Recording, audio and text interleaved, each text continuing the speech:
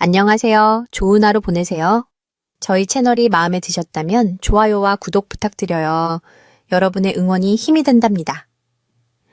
자, 이제 실화를 하나 들려드릴게요. 그날 제 65번째 생일날 아들 민준이가 웃으며 아무렇지 않은 듯 물었습니다. 엄마, 제가 사드린 아파트 어때요? 지낼만 하세요? 마음에 드세요? 저는 그의 눈을 똑바로 쳐다보며 조용히 거의 속삭이듯 대답했습니다. 아들아, 난 차고에 살아.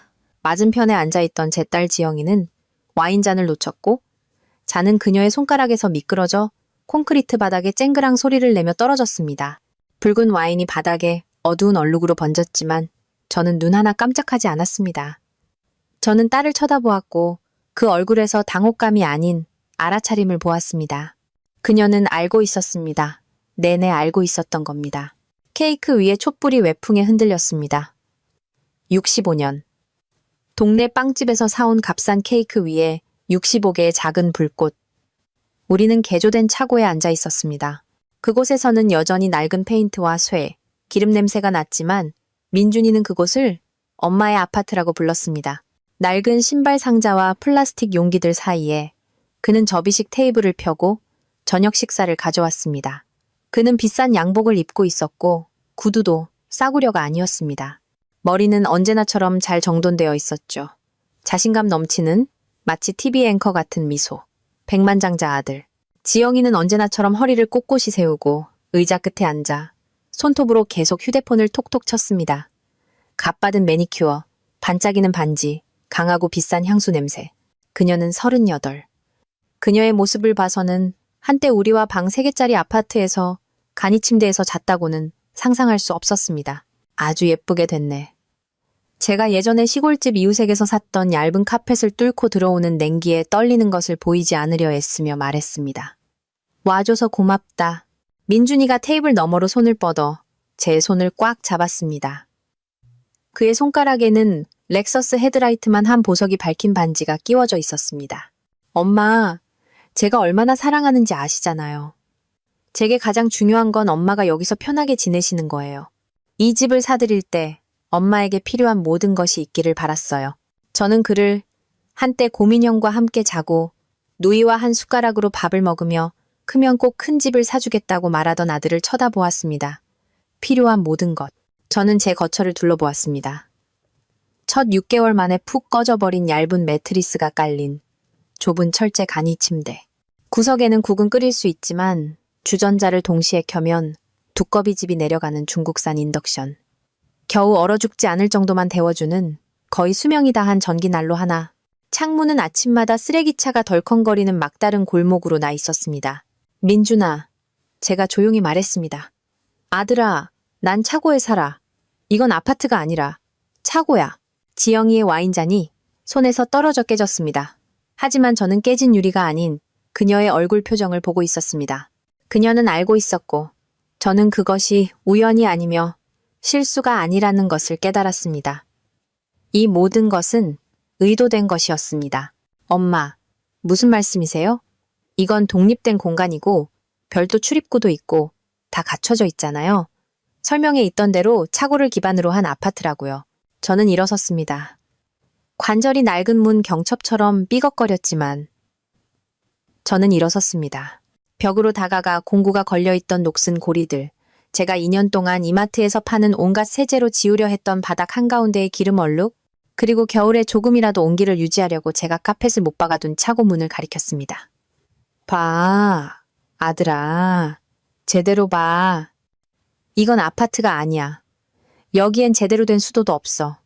구석에 보일러 하나, 철물점에서 산 세면대 하나뿐이야. 화장실은 마당 건너에 있는 추운 곳이고 단열도 안 돼. 콘센트는 전체에 하나뿐이고. 그는 침묵했습니다. 눈이 벽을 따라 이리저리 움직이는 것이 마치 처음 보는 것 같았습니다. 그는 정말로 몰랐던 겁니다. 나 여기서 3년 살았어. 민준아, 3년. 넌 아파트라고 생각했지만 난 여기서 창고처럼 지냈어. 지영이가 일어나 유리 조각을 줍기 시작했습니다. 회계사가 금고를 검사할 때처럼 우리 둘을 유심히 쳐다보았습니다. 그녀는 이제 어떻게 빠져나갈지 계산하고 있었습니다. 엄마, 왜 진작 말씀 안 하셨어요? 민준이가 이제 미소 없이 다시 앉았습니다. 저는 내내 난방비, 전기세, 관리비를 다 내고 있었는데 그것도 꽤 큰 금액이었어요. 저는 다시 앉아있는 그대로 말했습니다. 여기서 무슨 청구서가 나온단 말이니? 아들아? 여긴 난방이 안 돼. 저 난로를 켜고 담요 2개를 덮고 앉아있어. 그 청구서들은 저 본체에 내 말대로라면 내가 살고 있는 그 집 거야. 그는 창백해졌습니다.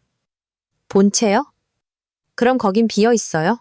지영이가 여전히 차갑게 말했습니다. 네, 비어 있어요. 엄마가 여기로 이사 온 후부터요. 오빠가 아는 줄 알았는데. 하지만 그녀의 목소리에 무언가 떨렸습니다. 불확실함. 그녀는 그가 알게 될 줄 몰랐고 제가 입을 열 것이라고는 예상하지 못했습니다. 지영아. 민준이가 누이에게 돌아섰고 그의 목소리에는 이제 서운함이 아닌 무언가 단단한 것이 섞여 있었습니다. 내가 엄마 잘 좀 챙기라고 부탁했잖아.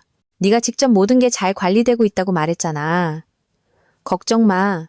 내가 엄마 찾아뵙고 있어. 잘 지내셔. 라고 말했지. 넌 나한테 거짓말을 한 거야. 지영이가 원피스를 털고 똑바로 쳐다보았습니다. 찾아뵙기도 했고 모든 게 정상이었어. 엄마, 말씀 좀 해보세요. 저는 그녀를, 제 딸을 쳐다보았습니다. 제가 젊었을 때 약값을 아껴가며 할부로 구두를 사주고 그녀가 남들에게 뒤처지지 않기를 바라며 밤새 졸업 파티 드레스를 만들어주고 비수처럼 꽂히는 말을 용서해 주었던 바로 그 딸을. 말해봐, 지영아. 제가 차분하게 말했습니다. 내가 차고에 사는 걸 몇 년 동안 알았니? 오빠는 내가 집에 사는 줄 아는데. 그녀는 침묵하며 시선을 피했습니다. 제게는 대답이 필요 없었습니다. 이미 모든 것을 깨달았습니다. 그리고 갑자기 2, 3년 만에 처음으로 등이 저절로 펴지는 것을 느꼈습니다. 왜냐하면 저는 마침내 침묵을 깨기 시작한 것 같았기 때문입니다. 진실이 제 침묵을 뚫고 터져나온 그날 저녁 이후 우리는 더 이상 웃지 않았습니다. 억지스러운 건배사도 예의 바른 말도 없었습니다. 민준이는 당황한 채 떠났고 지영이는 마치 전쟁을 준비하는 듯 돌처럼 굳은 얼굴이었습니다. 저는 이 추운 차고에 상자들과 낡은 주전자, 오래된 휘발유 냄새 속에 홀로 남았습니다. 그리고 오랜만에 처음으로 저는 제 자신에게 기억하는 것을 허락했습니다. 추억에서 도망치지 않고 모서리를 둥글게 다듬지 않고 정당화하지 않고 그냥 있는 그대로 필터 없이 모든 것을 기억했습니다. 이 모든 것은 오래전에 시작되었습니다. 민준이가 18, 지영이가 16살 때였습니다. 남편은 2년 전에 심장병으로 세상을 떠났고 저는 2 아이와 주택담보대출만 남은 채 혼자가 되었습니다. 남편이 공장에서 받던 보험금은 금방 바닥났습니다. 그걸로 1년 남짓 버텼습니다. 빚을 갚고 지영이 치아를 치료하고 겨울옷을 샀습니다. 그리고 투쟁이 시작되었습니다. 저는 3가지 일을 했습니다. 아침에는 창고에서, 저녁에는 사무실 청소부로, 주말에는 이웃집 아이들을 돌봤지만 그래도 늘 부족했습니다. 매달 외줄 타기를 하는 것 같았죠. 조금만 헛디디면 모든 것이 끝이었습니다. 민준이는 그때 서울대에 합격했습니다. 우리 가족의 자랑이었죠. 우리 가족 중 처음으로 그것도 법대의 장학생으로 합격한 것이었습니다. 그는 다른 아이들처럼 기뻐서 펄쩍 뛰지 않았습니다. 저를 보며 생활비와 식비는 여전히 내야 한다는 것을 이해했습니다. 엄마, 학자금 대출 받을게요. 그가 말했습니다. 저는 그의 눈에서 그가 두려워하고 있다는 것을 보았습니다. 저처럼 빚, 소송, 연체의 삶을 살게 될까봐 두려워하는 것을요. 아니 아들아, 제가 말했습니다. 넌 가서 공부해야 해 열심히. 돈 걱정은 하지 마. 저는 집을 팔았습니다. 남편과 매년 현충일을 기념하고 아이들을 산부인과에서 데려오고 부엌 문틀에 아이들이 자라는 것을 표시한 흠집이 있던 우리 집을요. 저는 모든 것을 팔았습니다. 부동산 중개인이 말했습니다. 시장이 좋아서 빨리 팔 수 있어요. 저는 팔았습니다. 주택담보대출을 갚고 민준이에게 1년치 월세를 내주고 지영이와 제게는 변두리에 작지만 우리 소유의 투룸을 샀습니다. 이건 임시방편이야. 이삿짐을 풀 때 제가 지영이에게 말했습니다. 민준이가 졸업할 때까지만. 그러면 나아질 거야. 지영이는 화가 나 있었습니다. 16이었죠. 무엇을 잃는지는 알았지만 무엇을 위한 것인지는 이해하지 못했습니다. 내 친구들은 다 좋은 집에 사는데 우린 노숙자처럼 이런 데로 이사와. 그녀는 배낭을 바닥에 던졌습니다. 창피해. 여기는 아무도 초대 안 할 거야. 저는 그녀의 졸업 파티를 위해 밤에 일하며 돈을 아꼈습니다. 드레스는 아는 재봉사에게 부탁했고 졸업 앨범 사진 값은 마지막 순간에 냈습니다. 그녀의 삶에서 최소한 무언가는 초라해 보이지 않기를 바랐습니다. 민준이가 졸업했을 때 그는 졸업 가운을 입고 졸업장을 들고 집에 왔습니다. 우등 졸업장이었죠. 저는 진심으로 온 마음을 다해 울었습니다. 그는 저를 보며 말했습니다. 엄마, 이제 제 차례예요. 엄마가 쉬셨으면 좋겠어요. 이제 제가 다 할 수 있어요. 엄마랑 지영이 모두에게 충분할 만큼 돈을 벌 거예요. 그리고 그는 약속을 지켰습니다. 그의 경력은 승승장구했습니다. 5년 후에는 파트너가 되었고 10년 후에는 자신의 로펌을 차렸습니다. 35살에는 제가 상상조차 할 수 없는 것을 소유하게 되었습니다. 지영이도 자라서 마케팅 회사에 취직했습니다. 나쁘지 않은 월급이었지만 씀씀이는 3배는 더 버는 사람 같았습니다. 끊임없이 새로운 것들, 모피코트, 미용실, 여행. 그러다 그녀는 민준이가 사는 동네로 이사했고 그에게 가족사를 돕겠다고 제안했습니다. 민준이가 너무 바빠.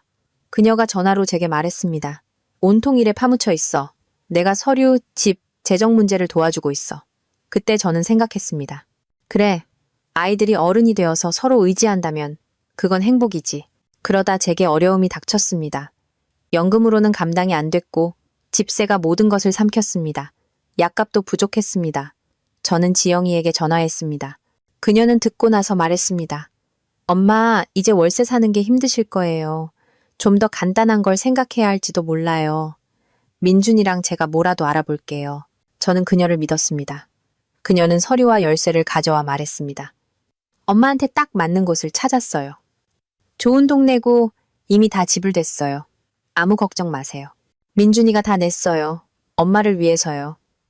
우리가 도착했을 때 저는 차고를 보았습니다. 개조되긴 했지만 차고였습니다. 지영이는 작은 방을 빠르게 훑어보며 보여주었습니다. 여기는 인덕션, 여기는 자는 곳, 여기는 창문. 이건 아늑함을 더해줄 카펫이에요. 엄마를 위한 모든 것이에요. 그냥 편하고 무엇보다 번거롭지 않아요. 민준이가 엄마에게 이걸 해줄 수 있어서 행복해해요. 저는 믿었습니다. 아니, 믿게끔 제 자신을 강요했습니다. 그러지 않으면 제가 그냥 구석에 몰려 여기가 내 자리야. 불평하지 마. 라는 말을 들었다는 것을 인정해야 했으니까요. 저는 그렇게 3년을 살았습니다.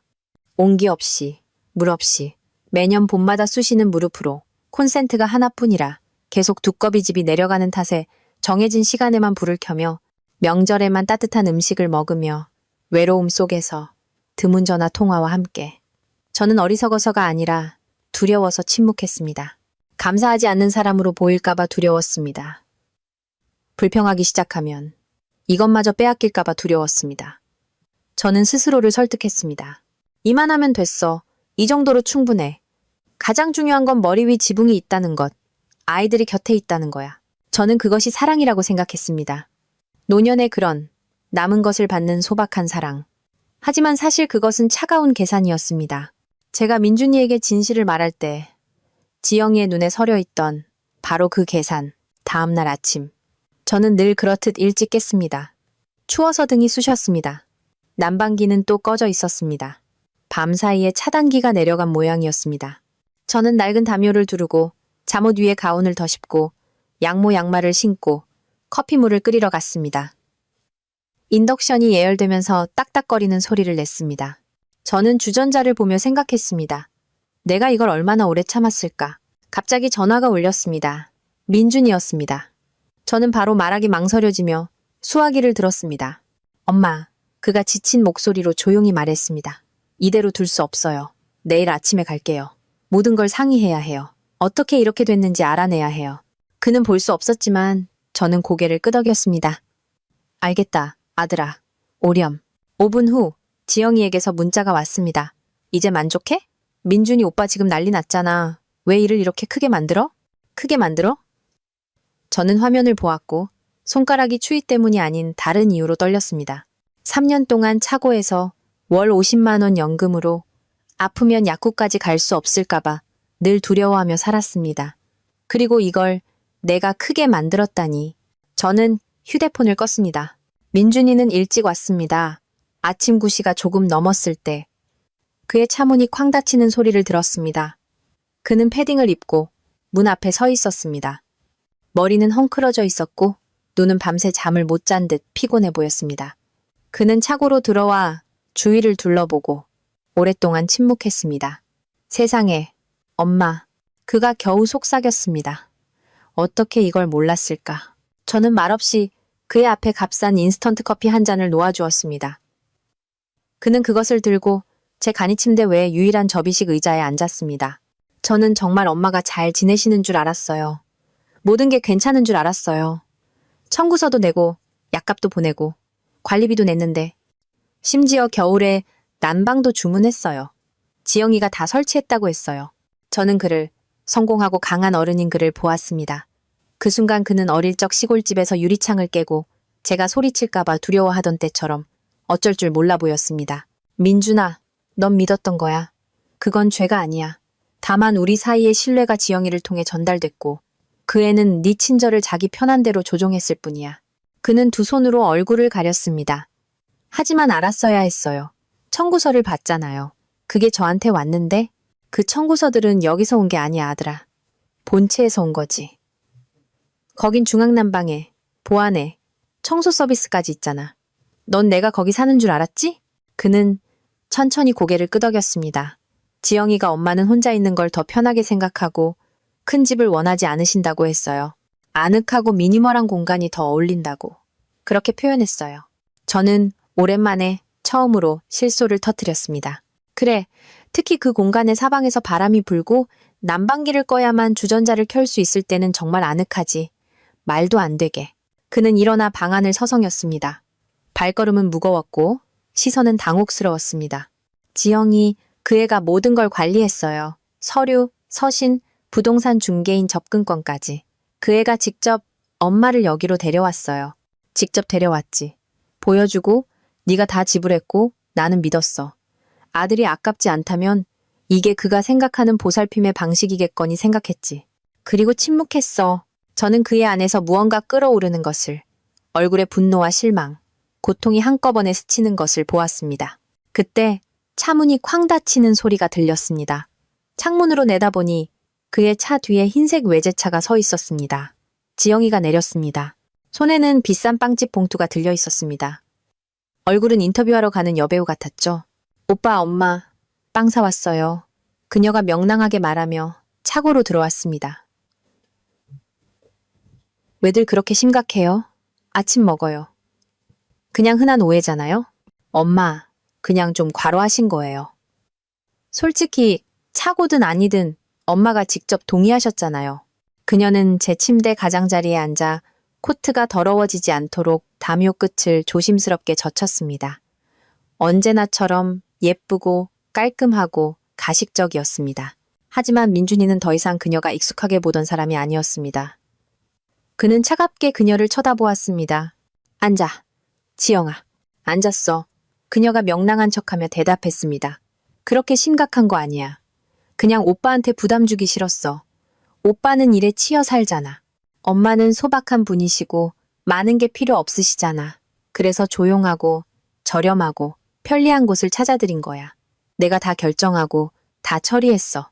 그러니까 넌 엄마가 차고에서 살만하다고 생각했다는 거네. 내가 큰 집에 난방비, 유지비, 가구값을 내는 동안에 본체는 수리가 필요했어. 오빠를 신경 쓰게 하고 싶지 않았어. 거기 배관, 전기, 모든 게 문제였거든. 그래서 임시로 모든 게 고쳐질 동안만 저는 그녀를 보았고 모든 것이 점점 더 명확해졌습니다. 순수한 거짓말, 그리고 그녀가 그것을 내뱉는 가벼움이 무엇보다 무서웠습니다. 민준이한테 집 보여줘, 지영아.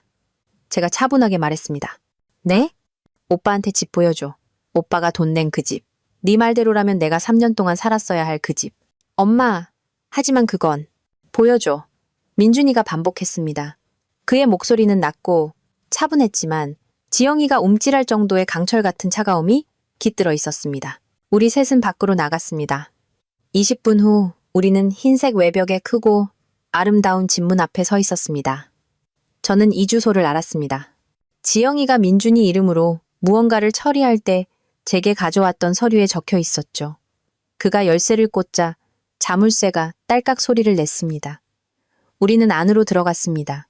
집은 그저 괜찮은 정도가 아니었습니다. 완벽했습니다. 새 가구, 살아있는 화초, 반짝이는 부엌. 스토브에는 비싼 가전제품이, 냉장고에는 고급 식료품이 가득했습니다. 이곳은 연금으로 사는 노파를 위한 집이 아니었습니다. 멋지게, 인간답게 살 수 있는 저택이었습니다. 이게 내가 사는 곳이라고 생각했던 거지? 그렇지? 제가 민준이에게 물었습니다. 그는 침묵했습니다. 그의 얼굴이 창백해졌습니다. 그는 냉장고를, 그 다음엔 식료품 저장실을, 그 다음엔 2층으로 가는 문을 열었습니다. 모든 것이 갖춰져 있었습니다. 욕실의 마지막 비누 한 조각까지. 지영아, 이 집에 누가 살아? 그가 물었습니다. 저는 이미 답을 알았지만 그녀가 직접 말하기를 바랐습니다. 지영이가 허리를 펴고 차분하게 말했습니다. 저요, 가끔. 남편이랑 문제 있을 때 여기 와서 쉬어요. 남편, 은행에서 일하며 그녀와 시내에서 사는 그 남자. 엄마를 위해 내가 산 집에 네가 살고 있었다고. 민준이가 거의 속삭이듯 말했습니다. 그동안 엄마는 차고에 살고 계셨는데. 하지만 누가 돌봐야 집이 망가지지 않잖아요. 엄마는 감당 못하셨을 거예요. 여긴 큰 집이라 힘드시고 차고는 아담하고 편리하잖아요. 그리고 무엇보다 모든 게 가깝고 거짓말은 계속되었지만 균열은 이미 벌어지기 시작했습니다. 민준이는 그가 내 것이라고 믿었던 이 아름답고 깨끗하고 사람이 사는 집 한가운데 서 있었습니다. 그는 윤이 나는 테이블, 현대적인 부엌, 아늑한 소파와 큰 TV가 있는 방을 둘러보았습니다. 제 눈앞에는 콘크리트까지 얼어붙고 아침이면 컵 속에 물이 어는 그 차가운 차고가 아른거렸습니다. 그는 냉장고를 열었습니다. 안에는 레스토랑처럼 음식이 가득했습니다. 고급 식료품, 생선, 치즈, 고급 마트 스티커가 붙은 포장들. 저는 그 용기들에 적힌 이름의 절반도 어떻게 발음하는지 몰랐습니다. 지영아. 그가 그녀에게 돌아섰습니다. 목소리는 조용했지만 그 안에 냉기가 스며 있었습니다. 이 모든 건 누가 내는 거야? 그녀가 턱을 치켜들었습니다. 오빠잖아요. 청구서, 집관리, 식료품, 전부 오빠 카드에서 나가요. 저는 그냥 관리를 맡았을 뿐이에요. 엄마를 돌보는 건 우리 공동의 책임이잖아요. 그렇죠? 저는 서서 침묵했지만 가슴속에서는 수년간 억눌러왔던 파도가 일렁였습니다. 분노, 하지만 소리 지르는 그런 분노가 아닌 둔탁하고 무거운 쇠 같은 분노였습니다. 넌 내게 할인하는 빵을 가져다 주면서 가족이 지금 힘든 시기라고 말했지. 그러면서 넌 여기서. 저는 창틀을 손으로 쓸었습니다. 먼지 한 톨 없었습니다. 넌 내게 난방기 교체할 돈도 없다고 말했지. 그런데 네 욕실에는 타이머와 동작 감지기가 달린 수건 건조기가 있네. 지영이가 눈썹을 치켜떴습니다. 마치 이 모든 것이 사소한 일이라는 듯이. 엄마는 항상 그렇게 소박하셨잖아요. 엄마는 아무것도 필요 없으셨잖아요. 작은 것에 만족하셨어요. 저는 엄마가 더 많은 것을 원하실 거라고는 생각 못했어요. 민준이가 가까이 다가왔습니다. 그의 눈에는 고통과 불신, 그리고 분노가 서려 있었습니다. 그는 천천히 말했습니다. 그리고 넌 엄마한테 그 신탁에 대해 말했어? 무슨 신탁이요? 제가 눈을 들었습니다. 그가 저를 보았습니다. 엄마, 3년 전에 제가 엄마를 위해 신탁 계좌를 만들었어요. 매년 5천만 원씩 엄마가 건강, 약, 식비 걱정 안 하시도록요. 모든 게 엄마 이름으로 공식적으로 되어 있었어요. 지영이한테 접근 권한을 줘서 엄마한테 다 설명하고 처리하라고 했어요. 아무것도 모르셨어요? 저는 고개를 저었습니다. 목이 메어왔습니다. 저는 연금으로 살았습니다. 약값이 부족해서 알약을 반으로 쪼개 먹었습니다. 그런데 넌 내가 보호받고 있다고 생각했던 거니? 민준이가 눈을 감았습니다. 그의 주먹이 꽉 쥐어졌습니다. 지영아, 너 엄마한테 한 번이라도 그 신탁에 대해 말했어? 그녀는 침묵했고 그것으로 충분했습니다. 그날 저녁 그들이 떠난 후 저는 차고의 철제 간이 침대에 앉아 있었습니다. 똑같은 담요를 두르고 일주일 동안 우려 마시던 값싼 차를 마시며 회상했습니다. 저는 제가 어떻게 지영이를 키웠는지 어릴 적 잦은 기관지염으로 고생할 때 그녀를 업고 다녔던 것, 유치원 발표회 의상을 밤새 만들어줬던 것, 그녀가 남들에게 뒤처지지 않게 하려고 마지막 남은 돈까지 줬던 것을 떠올렸습니다. 그리고 그녀가 자라면서 어떻게 더 예뻐지고 더 차가워지고 더 냉혹해졌는지 떠올렸습니다. 그녀의 친구들, 매니큐어, 나는 너희랑 달라라는 첫 번째 태도, 그녀가 저를 어떻게 부끄러워했는지, 대학에 가서는 어떻게 점점 더 드물게 전화하다가 나중에는 용건이 있을 때만 전화했는지, 저는 그녀가 제게 엄마, 너무 불평이 많아. 남편도 없고 돈도 없고 늘 징징대잖아라고 말했던 것을 떠올렸습니다. 저는 그녀가 옳다고 생각했습니다. 저는 정말 불편한 존재가 되었구나. 나이가 들면서 더 자주 아프고 피곤해졌습니다. 어쩌면 나는 정말 짐이었을까. 그리고 지금 아파트라고 불리던 어둡고 축축한 공간에 앉아 저는 깨달았습니다. 제가 짐이었던 것이 아니었습니다. 제 친절이 편리했던 것이었습니다. 그것을 이용하고 책임을 전가하고 아름다운 말 뒤에 숨길 수 있었습니다. 저는 낡은 노트를 꺼내 글을 쓰기 시작했습니다. 그냥 쌓여온 모든 것을 쏟아내기 위해서였습니다. 저는 3년 전 지영이가 저를 이 차고로 데려와 이것이 임시라고 말했던 것에 대해 썼습니다. 그녀가 어떻게 웃으며 손을 흔들었는지. 엄마, 걱정 마세요. 민준이 오빠도 다 알아요. 다 관리되고 있어요. 오빠는 엄마한테 이걸 해줄 수 있어서 자랑스러워해요. 저는 제가 그녀를 어떻게 믿었는지, 그렇게 해야 한다고 생각했는지 썼습니다. 그녀가 우리 사이의 연결고리라고, 그녀가 돌보고 있다고. 하지만 점점 더 아니라는 것을 확신하게 되었습니다. 그것은 보살핌이 아니었습니다. 그것은 통제였고, 저를 그늘에 두는 편리한 방법이었습니다. 그녀는 그가 제게 주려 했던 모든 것을 가로챘습니다. 모든 선물, 모든 제스처, 모든 관심의 시도를 그녀는 걸러내고 잘라내고 자신이 필요하다고 생각하는 곳으로 돌렸습니다. 그리고 그는 믿었습니다. 그녀가 누이였기 때문에 어릴 적부터 나이 차이가 적어 더 가까웠기 때문에 제가 스스로 나는 괜찮아라고 그를 가르쳤기 때문입니다. 저는 항상 말했습니다. 내 걱정은 하지 마. 아들아, 네가 중요해. 네가 잘 되는 게 중요해.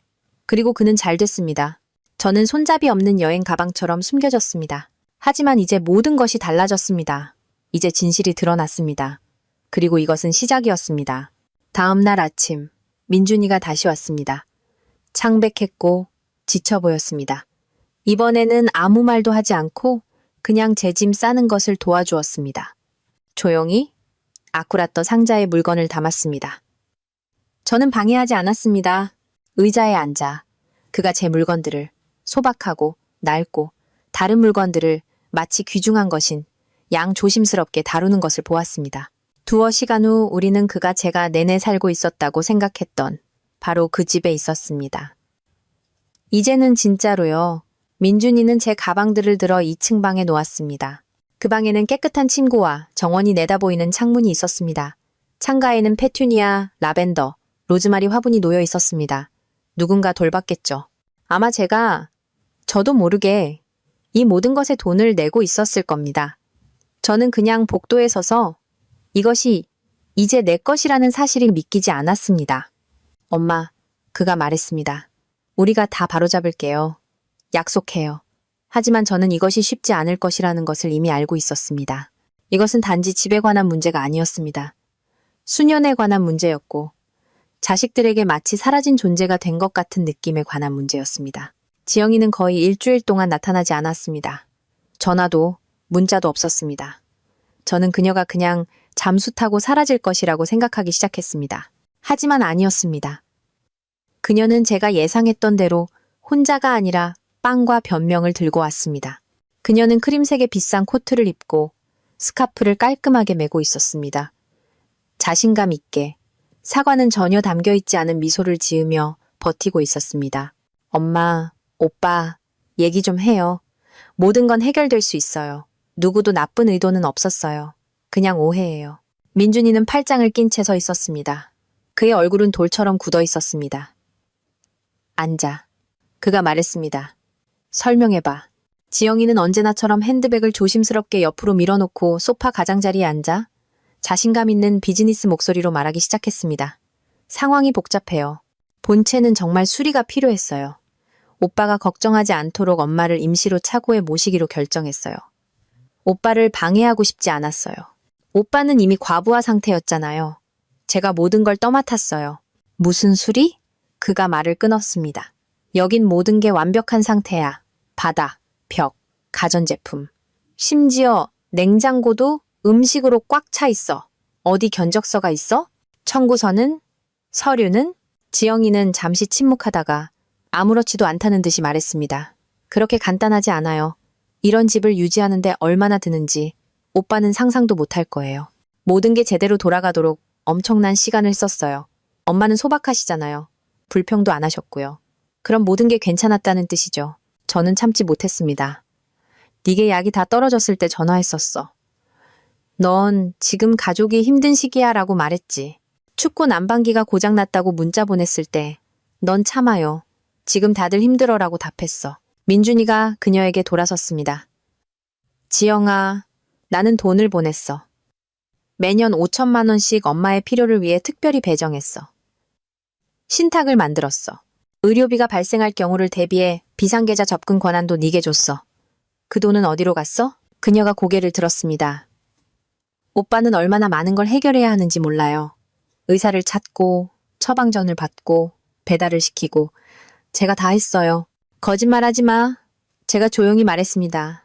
나는 1년 넘게 병원에 가본 적이 없어. 알약을 반으로 쪼개 먹었어. 식료품은 동네 가게에서 외상으로 샀어. 무슨 비용? 그녀의 얼굴이 순간적으로 떨렸지만 이내 가면이 돌아왔습니다. 엄마는 직접적으로 부탁한 적이 없잖아요. 항상 나는 많이 필요 없어라고 말씀하셨잖아요. 제가 어떻게 알았겠어요?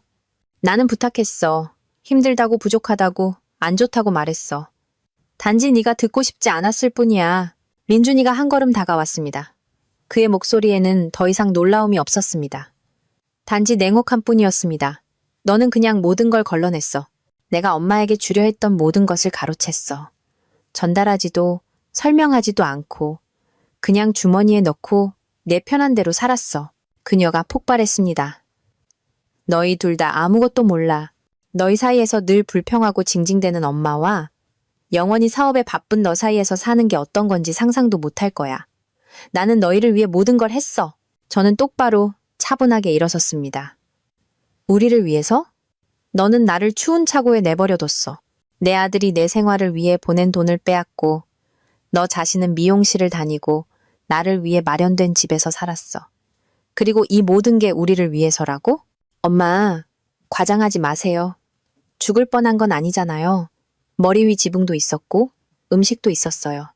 모든 걸 편안함으로만 잴 수는 없잖아요. 어떤 사람들은 많은 게 필요 없어요. 엄마는 항상 나는 이대로도 좋아라고 말씀하셨잖아요. 그래서 저는 엄마가 그걸로 충분하다고 생각했어요. 제가 그녀에게 한 걸음 다가갔습니다. 나는 더 이상 아무도 내게 주지 않을 것이라고 깨달았을 때 그렇게 말했어. 짐이 되지 않기 위해, 초라해 보이지 않기 위해 그렇게 말했어. 그리고 너는 그냥 나를 마음대로 해도 된다고 이해한 거야. 지영이는 침묵했습니다. 대화 내내 처음으로 그녀는 진정으로 발디딜 곳을 잃었습니다. 민준이가 휴대폰을 꺼냈습니다. 모든 계좌의 관리를 이관하겠어. 완전한 회계 감사. 모든 이체 내역. 변호사와 연락해서 돈이 어디 있는지 알아낼 거야. 오빠. 지영이가 그에게 달려들었습니다. 그럴 순 없어. 우린 가족이잖아. 네 누이한테 이럴 순 없어. 그는 돌아보지 않았습니다. 그런데 너는 네 어머니한테 그랬지. 다음 날 모든 것이 빠르게 진행되었습니다. 민준이는 그가 할 수 있는 대로 명확하고 불필요한 말 없이 차가운 사무적인 태도로 전력을 다했습니다. 그는 더 이상 단순한 아들이 아니었습니다. 마침내 자신의 어머니가 비열하게 대우받았다는 것을 본 남자가 되었습니다. 그는 아침부터 변호사에게, 그 다음엔 회계사에게, 그 다음엔 금융보안 담당자에게 전화했습니다. 모든 것이 즉시 모두였습니다. 저는 부엌에 앉아 차를 마시며 방해되지 않으려 했지만 모든 것을 들었습니다. 2022년부터의 신탁 관련 모든 거래 내역에 대한 완전한 회계 감사를 요청합니다. 계좌 접근 권한은 제 누이에게 있었습니다. 잠시만요. 아니요, 어머니는 이 자금에서 아무것도 받지 못하셨습니다. 그리고 집 계약서도 좀 확인해 주세요. 제 이름으로 되어 있지만 어머니 명의로 변경할 겁니다. 그가 전화를 끊었을 때 저는 물었습니다. 정말로 이렇게까지 해야겠니? 공식적으로. 그가 저를 엄격하지만 부드럽게 쳐다보았습니다. 엄마, 그 애는 3년 동안 엄마를 빈곤 속에 두면서 엄마 돈으로 살았어요. 이건 단순한 가족 싸움이 아니에요. 이미 범죄예요. 지금 우리가 눈 감아주면 그 애는 또 그럴 거예요. 저는 고개를 끄덕였습니다. 그가 옳았습니다. 저는 단지 지영이의 행동을 그런 용어로 생각하는데 익숙하지 않았을 뿐입니다. 이틀 후 윤 변호사라는 여성이 찾아왔습니다. 차분하고 침착한 40대쯤 되어 보이는 사설 변호사였습니다. 그녀는 앉아서 서류 가방에서 서류들을 꺼내 제 앞에 놓았습니다. 박선희 여사님, 아드님의 위임을 받아 일하고 있습니다. 아드님께서는 여사님께서 받지 못하셨지만 여사님 명의로 되어 있던 모든 자산에 대한 확인을 도와달라고 요청하셨습니다. 저는 서류들을 보며 제 인생의 손님이 된 기분이었습니다. 계좌, 명세서, 서류들. 그 모든 곳에 제가 등장했습니다. 제 이름, 제 생년월일, 제 연금 정보. 다만 저는 이것에 대해 아무것도 몰랐습니다. 이 계좌는 윤 변호사가 출력물의 한 줄을 가리키며 말했습니다. 3년 전에 개설되었습니다. 여사님 명의로. 하지만 처분 권한은 지영 씨에게 있었죠. 현재 약 3억 2천만 원이 있습니다. 저는 급히 고개를 들었습니다. 어디서 온 돈이죠? 정기적인 이체, 사회수당, 각종 보상금, 세금 환급, 그리고 그녀는 잠시 말을 멈췄습니다. 남편분의 생명보험금 지급액입니다. 저는 찻잔을 거의 떨어뜨릴 뻔했습니다. 남편은 15년 전에 세상을 떠났습니다. 그때 보험금을 받았고 그게 전부였습니다. 네. 하지만 밝혀진 바로는 두 번째 연금형 보험이 있었습니다. 노조를 통한 저축성 보험이었죠. 보험회사가 파산했다가 다른 회사와 합병되었고 3년 전에야 수령자를 찾기 시작했습니다. 지영 씨가 여사님을 대신해 행동하는 것처럼 서류를 제출했습니다. 돈은 여사님 계좌로 이체되었지만 그녀가 접근할 수 있었죠. 한 푼도 인출되지 않았습니다. 민준이가 미간을 찌푸렸습니다. 왜 인출하지 않았죠? 아마도 여사님을 금치산자로 선고받게 하여 법원을 통해 완전한 처분권과 다른 가족 자산에 대한 접근 권한을 얻으려는 기반을 닫고 있었던 것 같습니다. 제 심장이 망치처럼 두근거렸습니다.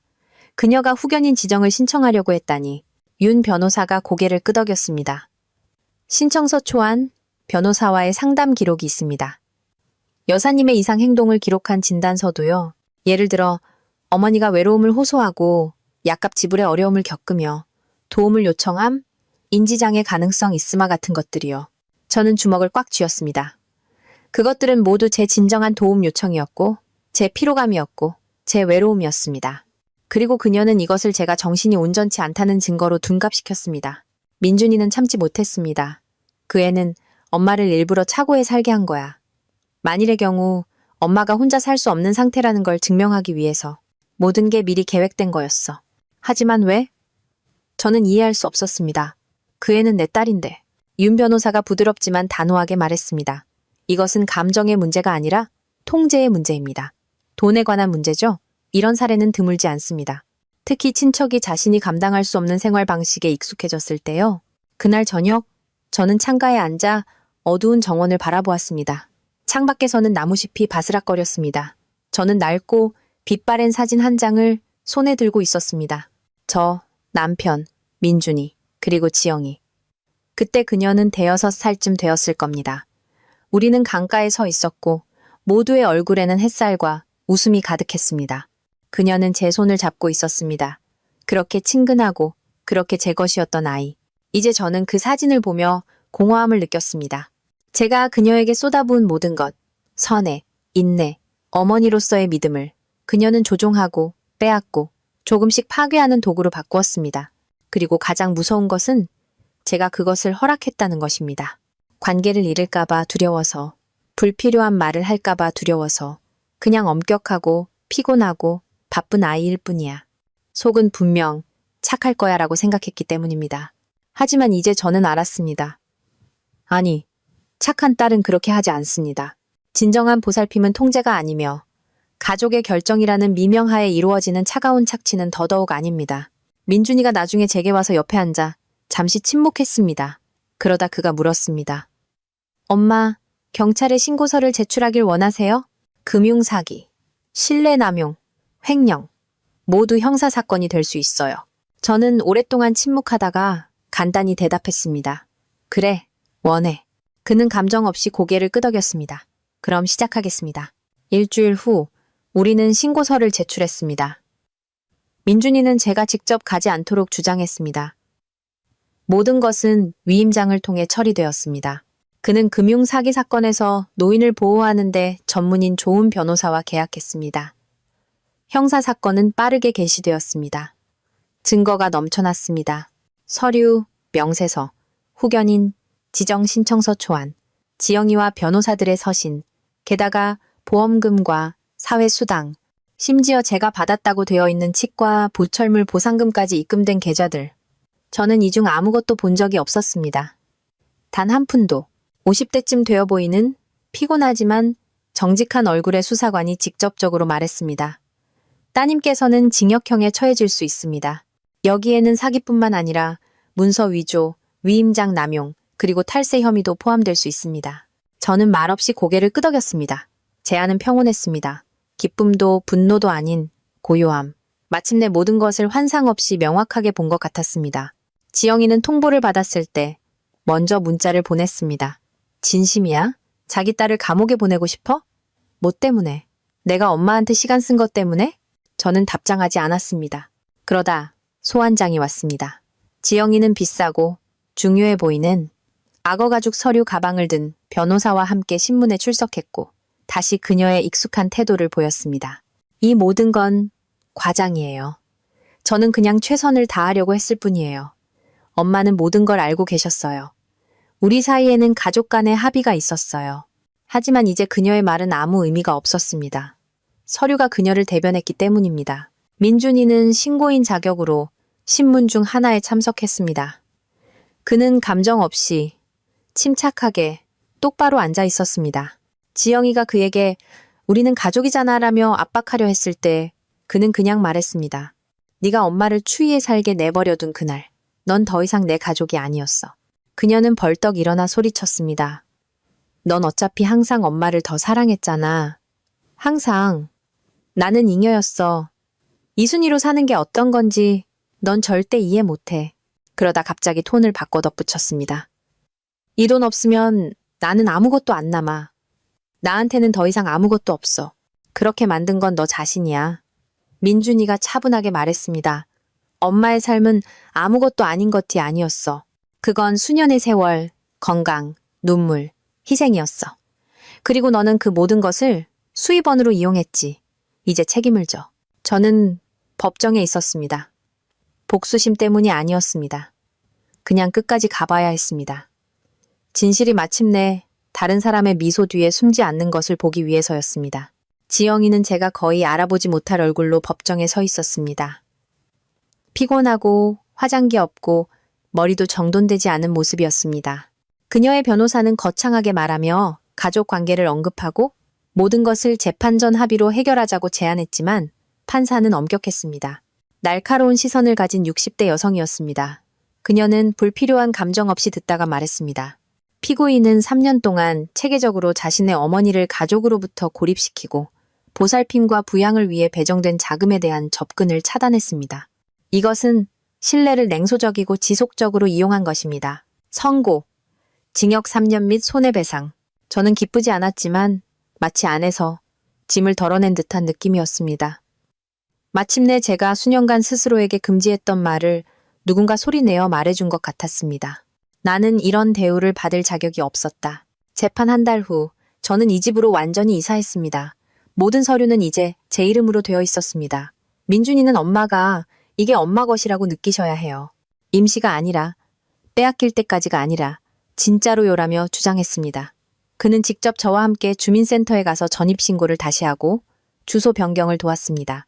우리는 베란다에서 차를 마시며 이야기를 나눴습니다. 모든 것이 진짜 같았습니다.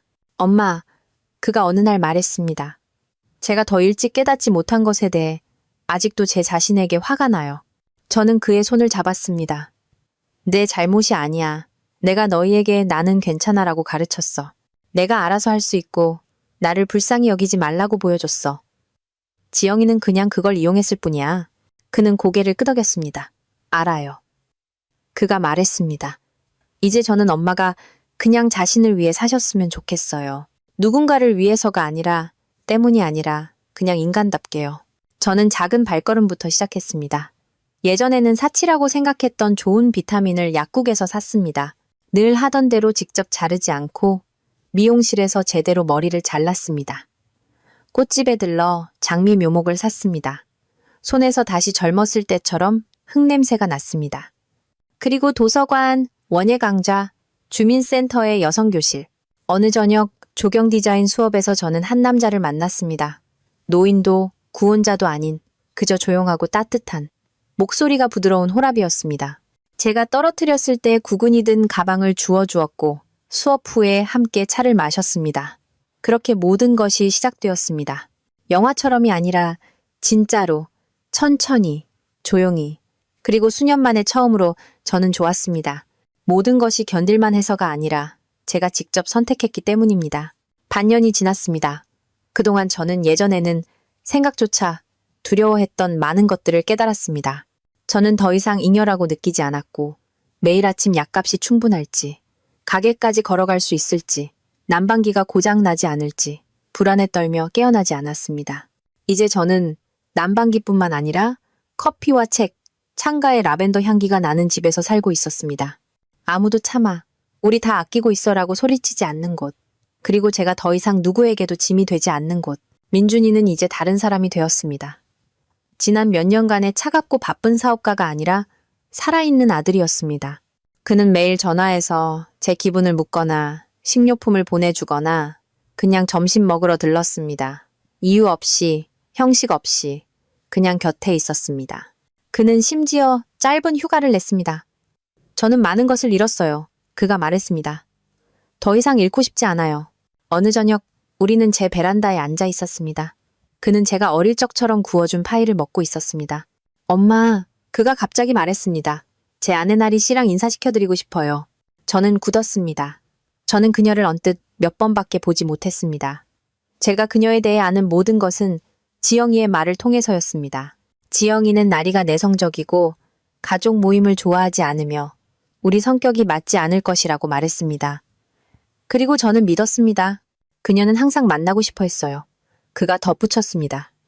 하지만 지영이가 엄마가 피곤해하시고 손님을 원하지 않으신다고 말했어요. 저는 그냥 고개를 끄덕였습니다. 무슨 말을 하겠습니까? 이틀 후 나리 씨가 왔습니다. 조용하고 따뜻하고 소박한 원피스를 입고 꾸밈 없는 얼굴이었습니다. 간호사였고 선한 눈과 큰 배, 7개월째였습니다. 그동안 교류하지 못해서 정말 죄송해요. 그녀가 말했습니다. 저는 항상 여사님께서 그냥 원하지 않으시는 줄 알았어요. 이제 보니 우리 모두 같은 거짓말에 다른 방에 갇혀 있었네요. 우리는 오랫동안 차를 마시며 민준이의 어린 시절, 그의 성격, 그리고 그가 어떻게 변하고 있는지에 대해 이야기했습니다. 그는 다른 사람이 되었어요. 그녀가 말했습니다. 마치 안에서 무언가 깨어난 것 같아요. 아마 곁에 다시 엄마가 계셔서 그런가 봐요. 저는 미소 지었습니다. 눈가가 따끔거렸지만 아픔 때문은 아니었습니다. 한 달 후 여자아이가 태어났습니다.